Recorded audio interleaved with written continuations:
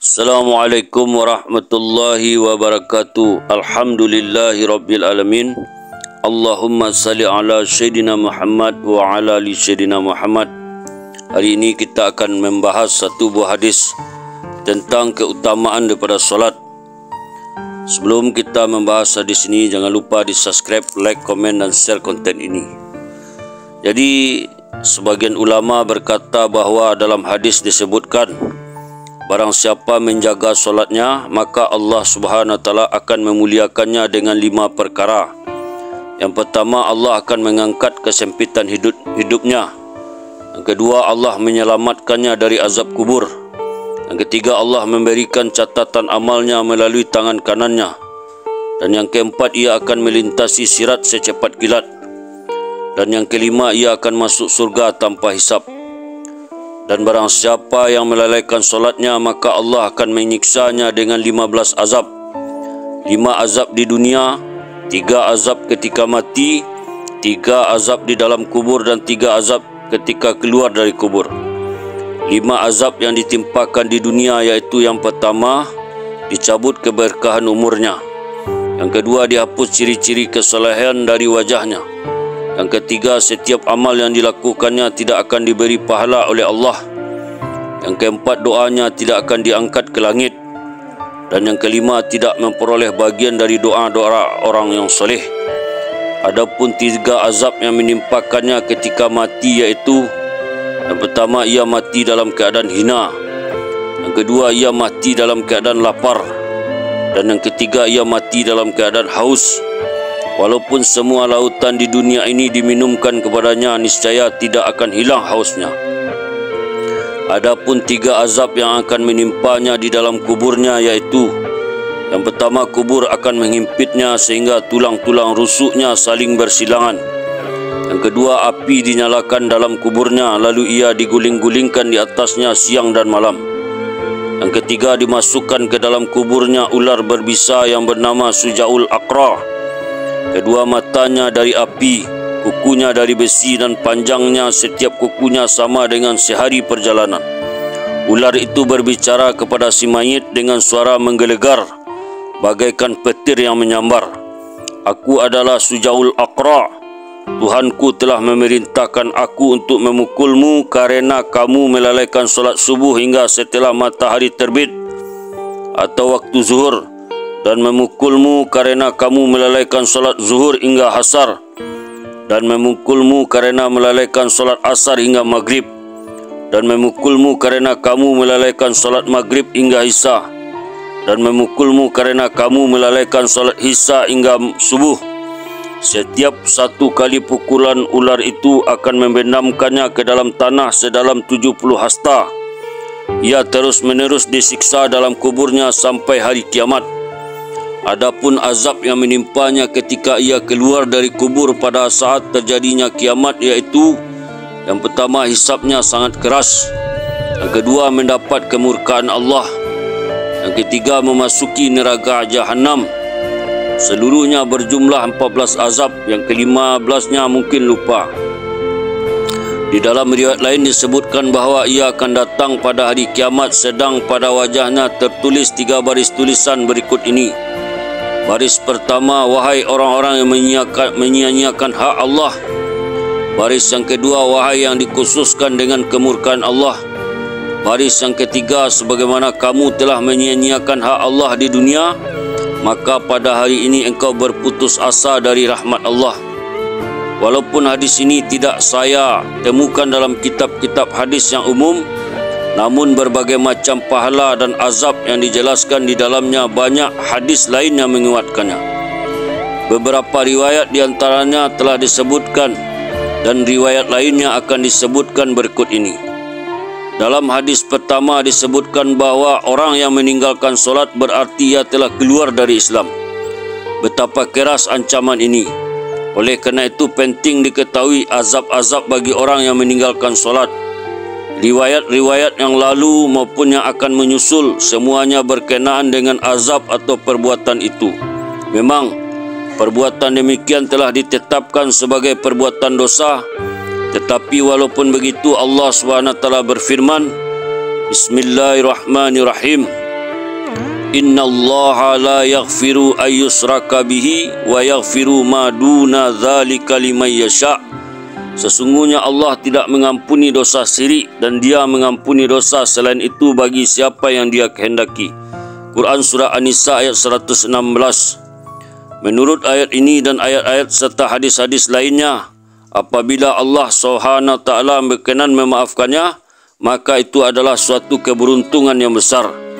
Dalam beberapa hadis disebutkan bahawa pada hari hisab Allah SWT akan mengadakan 3 sidang pengadilan. Yang pertama, pengadilan antara kufur dan Islam yang tidak ada pengampunan di dalamnya. Yang kedua, pengadilan mengenai hak-hak sesama manusia. Seseorang yang tidak ditunaikan haknya oleh orang lain ketika di dunia, maka di pengadilan ini dapat menuntut haknya kepada orang itu sebagaimana pertanggungjawaban atau ia akan memaafkan orang itu. Yang ketiga, pengadilan mengenai kewajiban menunaikan hak-hak Allah. Di pengadilan ini pintu ampunan Allah terbuka luas. Atas dasar ini hendaknya kita memahami bahawa setiap perbuatan kita pasti ada balasannya. Namun meskipun demikian, kemurahan dan kasih sayang Allah SWT tetaplah terbentang. Selain riwayat di atas, masih banyak lagi hadis yang menjelaskan berbagai macam azab bagi orang yang meninggalkan solat dan pahala bagi orang yang menjaganya. Dalam Sahih Bukhari terdapat hadis yang menyebutkan bahawa setelah solat subuh, biasanya Rasulullah SAW bertanya kepada para sahabatnya, mungkin ada di antara mereka yang bermimpi dalam tidurnya. Apabila ada, maka beliau akan menerangkan arti mimpi itu.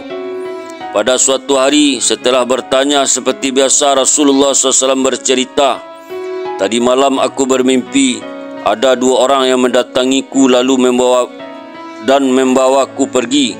Kemudian beliau menceritakan mimpi beliau yang panjang, di antaranya tentang surga dan neraka dengan berbagai azab di dalamnya. Beliau melihat ada seorang yang membawa sebongkah batu besar lalu dipukulkan ke kepalanya dengan sangat keras. Karena sangat kerasnya pukulan itu sehingga kepalanya hancur dan batu itu terlempar jauh dari kepalanya. Kemudian ia bangkit dengan kepala utuh seperti semula. Lalu diambilnya batu itu dan dipukulkannya kembali ke kepalanya dengan sangat keras hingga kepalanya hancur dan batu itu pun terlempar jauh. Demikian seterusnya azab itu menimpa dirinya. Melihat hal itu, Rasulullah SAW bertanya kepada 2 orang yang penggiringnya tadi, siapakah mereka itu?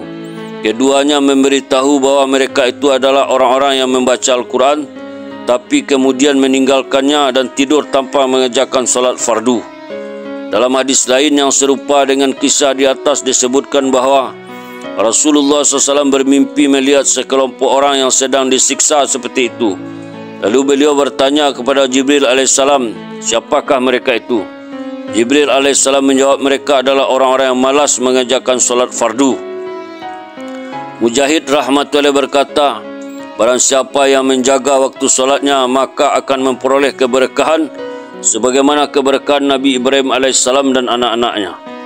Anas radhiyallahu anhu berkata, Rasulullah SAW bersabda, barang siapa yang meninggal dunia dalam keadaan beriman dan beribadah dengan ikhlas, mendirikan solat dan membayar zakat, maka ia keluar dari dunia ini dalam keadaan Allah ridha kepadanya. Anas radhiyallahu anhu juga meriwayatkan dari Rasulullah SAW bahawa Allah SWT berfirman, aku ingin sekali menurunkan azab pada suatu tempat, tetapi ketika aku melihat di sana ada orang-orang yang memakmurkan masjid, ada yang saling mencintai satu sama lain kerana Allah, dan ada orang yang beristighfar pada akhir malam, maka aku hindarkan azab itu dari mereka. Abu Darda radhiyallahu anhu menulis surat kepada Salman radhiyallahu anhu yang isinya, perbanyaklah waktumu di masjid. Aku telah mendengar Rasulullah SAW bersabda, masjid adalah rumah setiap orang bertakwa.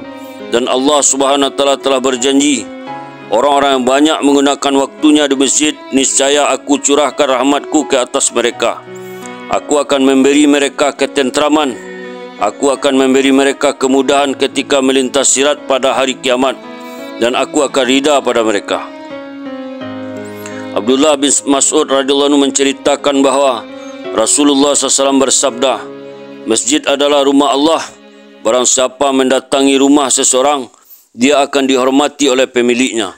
Maka siapa yang mendatangi masjid atau rumah Allah, pastilah Allah Subhanahu wa taala akan menghormatinya.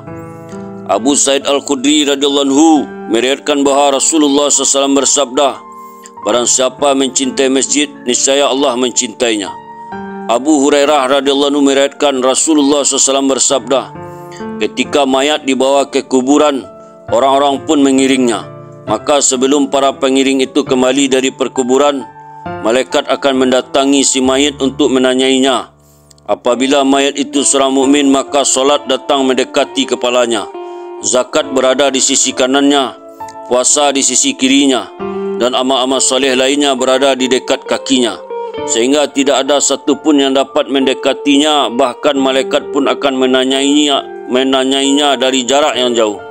Seorang sahabat berkata, apabila keluarga Rasulullah SAW mengalami kesulitan, maka beliau menyuruh mereka mendirikan solat lalu membaca ayat Bismillahirrahmanirrahim, wa'mur ahlaka bis salati wastabir 'alaiha la nas'aluka rizqan nahnu narzukuka wal 'aqibatu littaqwa.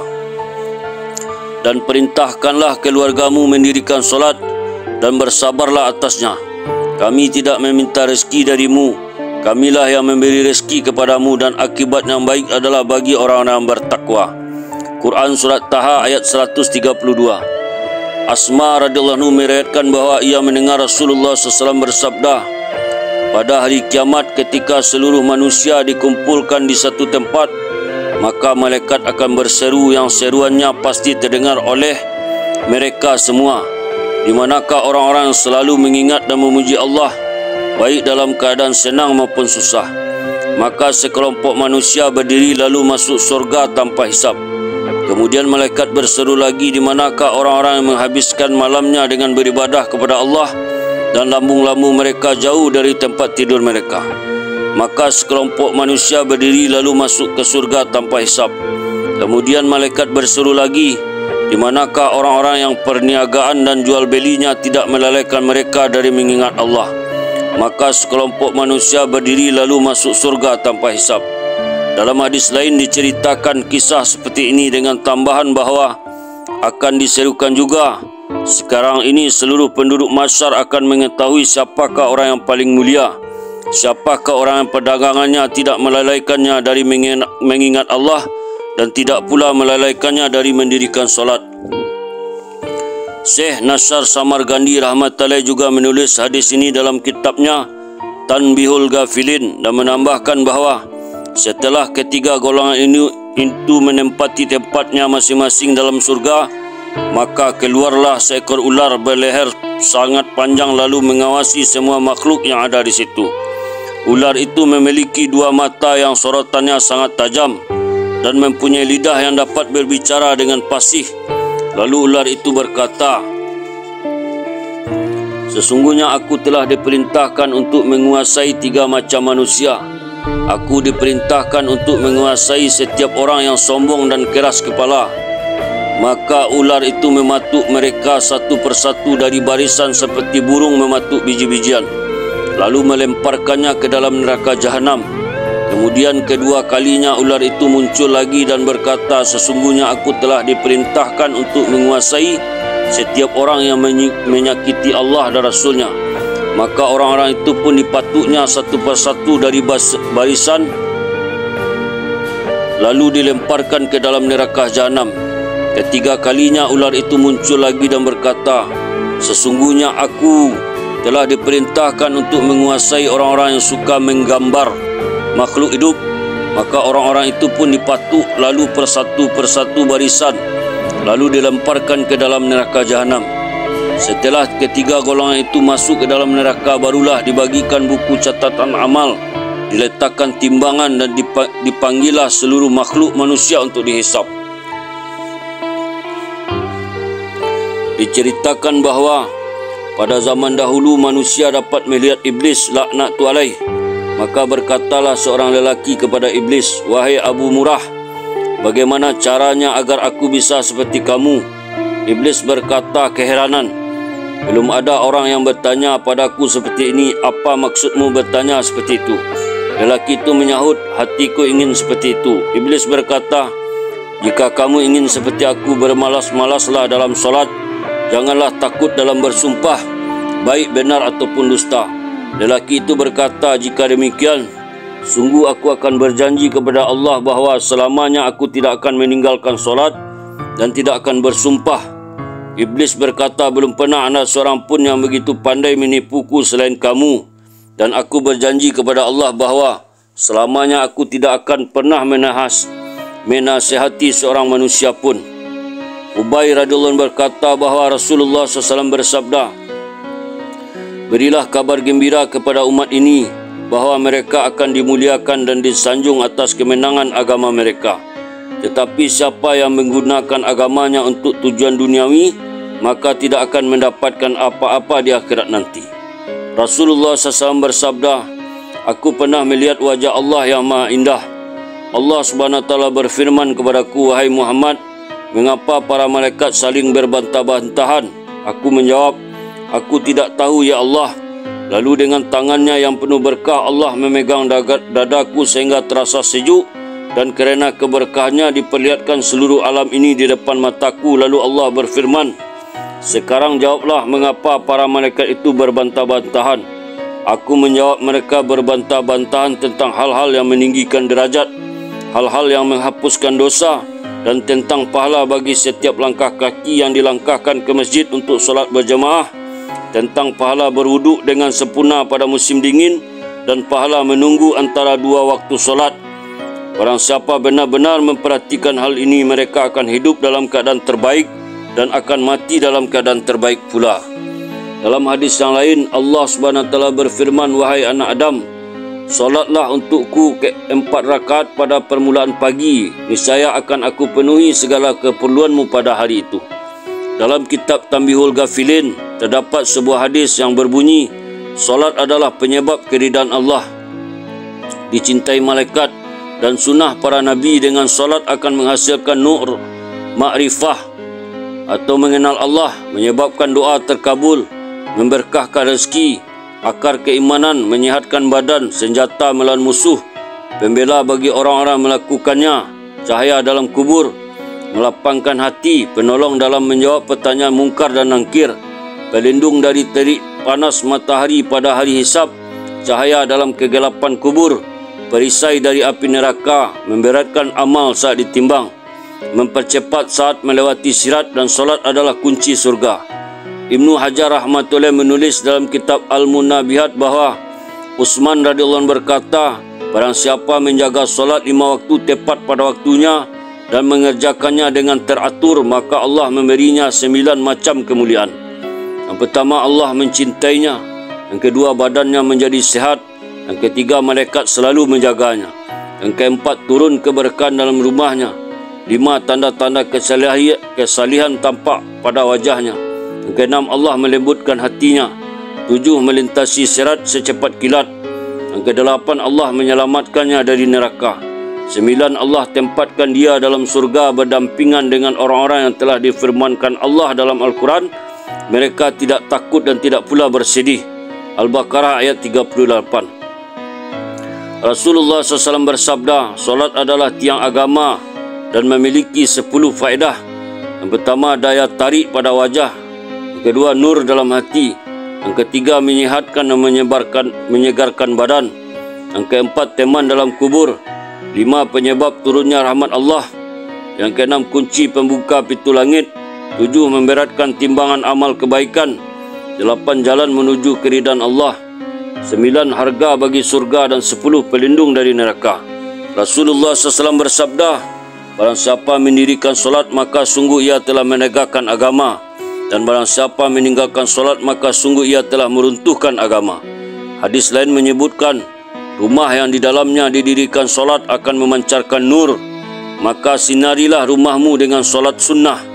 Sabda Nabi SAW yang masyhur menyebutkan, pada hari kiamat kelak, tangan, kaki dan wajah yang suka digunakan untuk berwuduk dan bersujud akan bercahaya sehingga mereka akan mudah dikenali dari umat ini. Hadis lain menyatakan, Jika azab akan diturunkan dari langit, maka orang-orang yang memakmurkan masjid akan terhindar dari azab tersebut. Dalam beberapa riwayat disebutkan bahawa api neraka diharamkan bagi anggota badan yang telah digunakan untuk bersujud. Apabila disebabkan amal buruknya seseorang masuk neraka, maka anggota badan yang pernah digunakan untuk bersujud tidak akan tersentuh api neraka. Juga diriwayatkan solat akan menghitamkan wajah setan dan sedekah mematahkan tulang punggungnya. Hadis yang lain menyebutkan solat adalah obat bagi penyakit. Ada sebuah riwayat mengenai hal ini ketika Nabi SAW melihat Abu Hurairah radhiyallahu anhu sedang menekan perutnya, lalu beliau bertanya, apakah perutmu sakit? Abu Hurairah radhiyallahu anhu menjawab, benar ya Rasulullah. Beliau bersabda, bangunlah dan kerjakanlah solat. Rasulullah SAW pernah bermimpi melihat surga dan beliau mendengar suara langkah terompah Bilal radhiyallahu anhu di surga. Esok paginya beliau bertanya kepada Bilal radhiyallahu anhu, apakah amalan istimewamu sehingga suara langkah terompahmu telah kudengar di surga? Bilal radhiyallahu anhu menjawab, aku telah berusaha menjaga wuduk. Apabila wudukku batal pada tengah malam atau siang, aku akan berwuduk kembali. Lalu aku lakukan solat tahiyatul wuduk semampuku. Safiri rahmatullahi berkata, orang yang meninggalkan solat subuh akan dipanggil oleh para malaikat, wahai pendosa. Orang yang meninggalkan solat zuhur akan dipanggil, wahai orang yang rugi. Orang yang meninggalkan solat asar akan dipanggil, wahai ahli maksiat. Orang yang meninggalkan solat maghrib akan dipanggil, hai kafir. Dan orang yang meninggalkan solat isya akan dipanggil, wahai orang-orang yang melalaikan Allah. Allamah Sya'rani rahmatullahi berkata, ketahuilah bahawa musibah akan dijauhkan dari tempat yang penduduknya menjaga solat berjamaah. Sebaiknya musibah akan terus menimpa tempat yang penduduknya melalaikan solat. Tempat-tempat itu akan dilanda berbagai bencana, gempa bumi, halilintar dan rumah-rumah ditenggelamkan ke dalam tanah. Hal itu tidaklah mengherankan. Janganlah kita berfikir, aku sudah menjaga solat sedangkan orang lain bukan urusanku. Kerana apabila bencana ditimpakan di suatu tempat, maka bencana itu akan menimpa seluruh penduduknya. Dia menunjuk kepada sabda Nabi SAW ketika beliau ditanya, apakah kami akan ditimpa azab sedangkan di antara kami ada orang-orang salih? Beliau menjawab, ya, jika kemungkaran sudah merajalela. Oleh kerana itu hendaknya kita berusaha sungguh-sungguh mengajak kepada kebenaran dan mencegah kemungkaran. La'awakihul anwar. Alhamdulillah. Itulah hadis tentang keutamaan solat. Semoga apa-apa yang kita dengar, kita niat mengamalkan dan menyampaikan kepada orang lain. Kita tutup dengan doa. Subhanallah wa bihamdihi, subhanallah wa bihamdika, asyhadu an la ilaha illa anta astaghfiruka wa atubu ilaik. Assalamualaikum warahmatullahi wabarakatuh.